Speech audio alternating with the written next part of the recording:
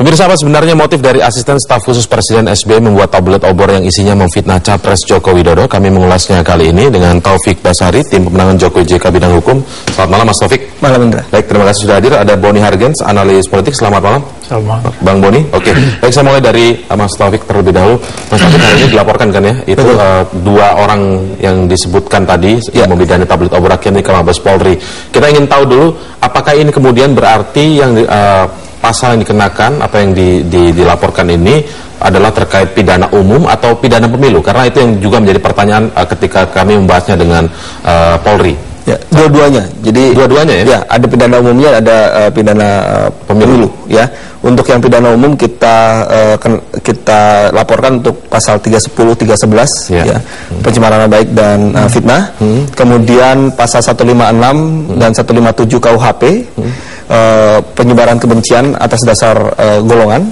Kemudian juga pasal 16 untuk pasal 4 Undang-Undang tentang penghapusan diskriminasi rasial dan etnis. Ya, karena memang ada penyebaran kebencian atas dasar rasial dan etnis. Dan baru yang terakhir pasal 214 Undang-Undang Pilpres.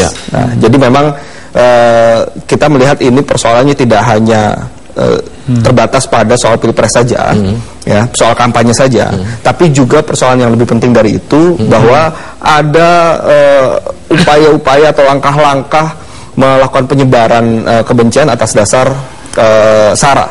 Nah, menurut saya ini sangat berbahaya. Oleh karena itulah maka yang sebenarnya ini bukan hanya kepentingan Jokowi dan JK, tapi juga kepentingan kita semua sebagai bangsa. Baik, kalau untuk meluruskan lagi, kalau disebutkan pidana pemilu, bagaimana bisa menjadi masuk ke pidana pemilu, Mas Tobas? Karena waktu itu Pak Boy Rafli Amar menyebutkan kalau memang pesertanya adalah salah satu peserta dari Pilpres ini bisa masuk dalam pidana pemilu karena kampanye hitam tadi. Nah, ini kaitannya seperti apa bisa masuk ke pidana pemilu? Ya, kaitannya dengan kampanye, larangan untuk melakukan kampanye dengan mengetengahkan hal-hal yang berbau SARA. Ya.